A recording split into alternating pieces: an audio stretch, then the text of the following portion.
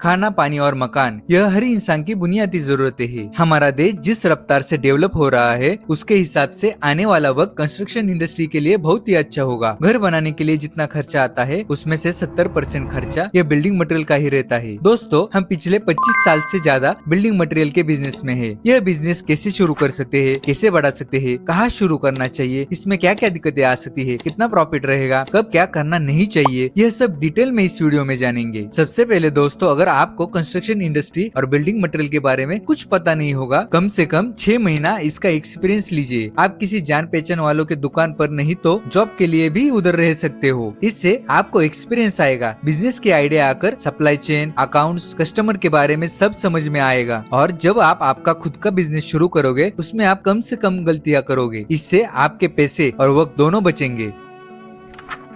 दोस्तों, जिस एरिया में कंस्ट्रक्शन ज्यादा हो रहा है ऐसे जगह पर दुकान शुरू करना चाहिए। इससे कि मटेरियल के ट्रांसपोर्ट में आसानी होगी और कस्टमर भी ज्यादा मिलेंगे। आप कौन सा मटेरियल रखने वाले हो उसके हिसाब से एरिया होना चाहिए। अगर आप सिर्फ सीमेंट रखने वाले हो तो 1000 स्क्वायर फीट से भी आप शुरू कर सकते हो। पर आप स्टील, सीमेंट, बाकी का मटेरियल रखने वाले होंगे तो मिनिमम 2000 स्क्वायर फीट का एरिया आपको लगेगा। और ऊपर से मटेरियल डिलीवरी में पिकअप ट्रक्स भी आते जाते रहेंगे, इसलिए जगह ज्यादा लगेगी। अगर आपका लोकेशन मार्केट में होगा और जगह कम होगी तो आप ऑफिस वहां करके गोडाउन दूसरी बड़ी जगह भी कर सकते हो, क्योंकि जहाँ ज्यादा कंस्ट्रक्शन चल रहे हैं, नहीं तो फ्यूचर में सबसे ज्यादा कंस्ट्रक्शन होने वाले हैं, वैसे जगह पर ही बिल्डिंग मटेरियल का शॉप शुरू करना चाहिए।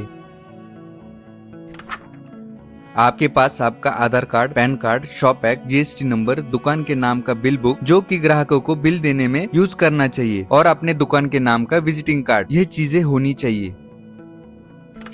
दोस्तों, घर के लिए गड्ढा करने से लेके लास्ट में दरवाजे के लॉक तक बहुत चीजें बिल्डिंग मटेरियल में आती है। आज स्टार्टिंग में 2 से 3 चीजें आपके शॉप में रखिए और धीरे धीरे मटेरियल बढ़ाइए। इसमें आप सीमेंट रख सकते हो, जिसमें डीलर और रिटेलर ऐसे 2 टाइप रहते हैं। डीलर यह सीधा कंपनी से माल लेता है और रिटेलर डीलर से माल लेता है। कंपनी का डीलर बनने के लिए 2 से 3 लाख का सिक्योरिटी डिपॉजिट करना पड़ता है। अलग अलग कंपनियों में अलग अलग क्राइटेरिया है। इससे अच्छा आप स्टार्टिंग में रिटेलरशिप लीजिए। आपके आसपास के डीलर से जाकर मिलकर मिनिमम डीडी अमाउंट देकर आप सीमेंट खरीदना शुरू कर सकते हो। स्टील में भी सीमेंट के जैसा ही है। आप स्टार्टिंग में डीलर से माल लेकर ही बिजनेस शुरू कीजिए। इसके साथ आप plumbing, tile, waterproofing, granite, paint material भी रख सकते हो। और अगर आपके पास जगह होगी तो ईट, गिट्टी, क्रश सैंड, रिवर सैंड रख सकते हो। नहीं तो दोस्तों, तो ये सब सारी चीजें आप कमीशन बेस पर भी बेच सकते हो, जिससे सिर्फ कांटेक्ट करके आप कमीशन लेकर डायरेक्ट डिलीवरी दे सकते हो।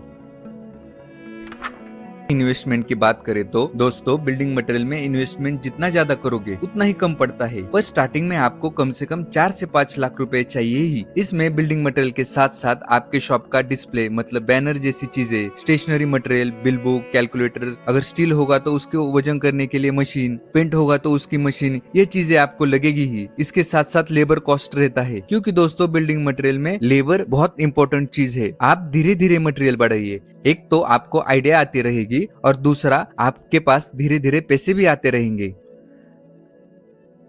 हर बिजनेस में सबसे इम्पोर्टेंट चीज होती है प्रॉफिट, मतलब मुनाफा। बिल्डिंग मटेरियल बिजनेस पूरा का पूरा क्वांटिटी बेस है। मतलब आप दिन में 10 बैग बेच रहे हो या 100 बैग बेच रहे हो, इससे आपका प्रॉफिट ज्यादा होता है। इसमें अप्रोक्सीमेटली 6 से 10% मार्जिन रहता है। उसमें भी सीमेंट में अलग, स्टील में अलग, अलग अलग प्रॉफिट मार्जिन रहता है। दोस्तों, यह प्रॉफिट मार्जिन आपको स्टार्टिंग में कम लगेगा, पर जैसे जैसे आप इसमें ग्रो होने लगेंगे आपकी क्वांटिटी बहुत ज्यादा होने लगेगी, जिससे कि प्रॉफिट भी बहुत ज्यादा होगा। इस वीडियो में यह लास्ट के पॉइंट तो सबसे इम्पोर्टेंट रहेंगे।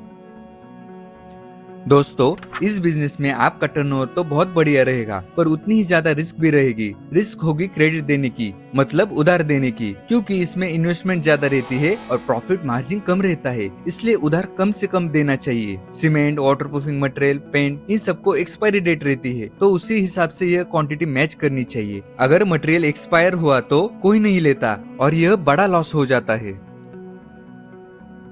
दोस्तों, ज्यादातर लोग जिंदगी में घर एक बार ही बनाते हैं, इसलिए ग्राहक आते जाते रहते हैं। पर इंजीनियर, कॉन्ट्रैक्टर, आर्किटेक्ट, इनका तो कंस्ट्रक्शन का काम ही है, तो इसलिए उनसे अच्छे रिलेशन बिल्ड कीजिए। इसके साथ साथ आपको साइट विजिट करनी चाहिए, आपके शॉप का विजिटिंग कार्ड बांटना चाहिए। इसके साथ साथ फेसबुक, इंस्टाग्राम, व्हाट्सएप मतलब सोशल मीडिया का भी यूज करना चाहिए, क्योंकि आजकल की दुनिया सोशल मीडिया पर ज्यादा चल रही है। इसके साथ आपका रेट और मटेरियल की सर्विस भी बहुत मैटर करती है। तो दोस्तों, अगर आपको यह वीडियो कुछ ज्यादा ही अच्छा लगा तो सब्सक्राइब करना ना भूलिए, और अगर आपको कुछ भी डाउट नहीं तो क्वेश्चन होंगे तो कमेंट सेक्शन में हम आपकी मदद के लिए हमेशा हाजिर है।